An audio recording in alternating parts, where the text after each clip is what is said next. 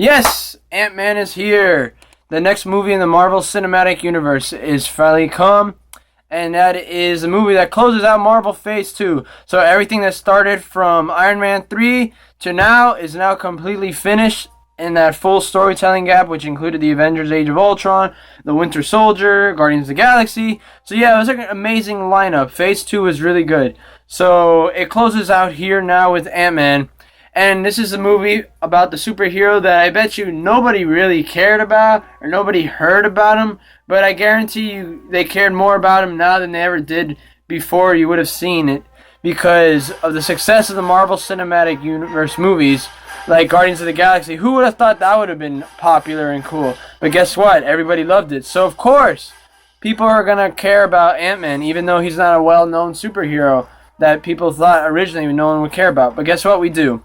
So Ant-Man stars Hank Pym, and he is played by Michael Douglas, but he is not the main character. The main character is played by Paul Rudd. Yes, the guy who we normally see in comedy movies and a goofy actor. He's once again shown how you can join Marvel and become a real action hero like Chris Pratt did with Guardians of the Galaxy. This guy does the same thing, and he surprisingly comes into the role, and he acts like he was born to play Ant-Man. He was great. He plays a character, Scott Lang, who basically becomes the new Ant-Man and takes over the Ant-Man role of the Marvel's universe. As we saw before, Hank Pym used to be Ant-Man. There's some scenes that will show you backstory on how Ant-Man was before. So basically, he's a robber. He's going through tough times. He's trying to get his life back together, help support his daughter. There's some funny scenes in this movie. This movie is really funny and comedic. There's a lot of great lines throughout. The rest of the supporting cast is really good. Michael Pena, some other guys. T.I.'s in this movie. Yeah, T.I. in the Marvel Cinematic Universe. Yeah, the rapper T.I. But he's there. He's good too. There's some surprise Avengers appearances, and I think you'll be very excited and pleased with that. I was, even though I know who it was because it was spoiled for me on the internet anyways. But anyways, the story, back to story, was basically he wants to get his life back together, so he breaks into the lab and there's one heist mission because he's going through tough times, and it ends up being Hank Pym's lab, and he finds the Ant-Man suit, and that's where his Ant-Man journey becomes. He tries on the suit for the first time. That scene, the visuals were so cool, seeing how Ant-Man reacts to his environment, and it was really, really good. I really like the action scenes in this movie. They're very small, and they're very creatively designed. They're very different from anything we've seen. They fit so well into the movie for Ant-Man. Ant-Man is exactly what it needs to be. It's like that small-time action movie for Marvel that has just the amount of action needed for a title as Ant-Man.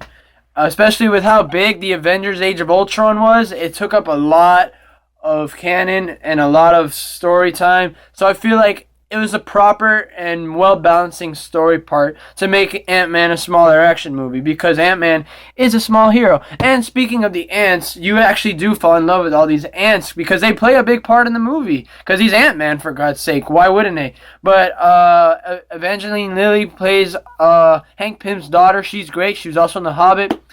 They're setting her up for her character to become something you-know-what in the future. There's two ending credit scenes of these movies. One will have to do with Ant-Man, one has to do with another movie coming out, which I won't spoil because you'll find out when you see it, and it's really good. There's a lot of things to really like about this movie. The villain wasn't too deep, wasn't too fleshed out. The threat is very familiar. You've seen this kind of threat before with Marvel before, but it's just what it needed. You just needed to see how Scott Lang becomes the Ant-Man. And they did a fabulous job and a well-deserving job for the role. I think Ant-Man was probably the best Ant-Man adaptation we could possibly have seen. There's plenty of humor, there's enough action, there's good storytelling, there's great acting. You could see some of Edgar Wright's old screenplay in there. So Ant-Man is well-deserved, and I think it's a great movie. It's not as good as some of the other movies. It's not as good as Avengers Age of Ultron, but it's one of the better movies you're going to see this summer. And it adds to the success of the Marvel MCU. They have done it again. I'm so excited and thrilled with the MCU. It just always is good. It never fails. Marvel is really kicking butt. They know what to do.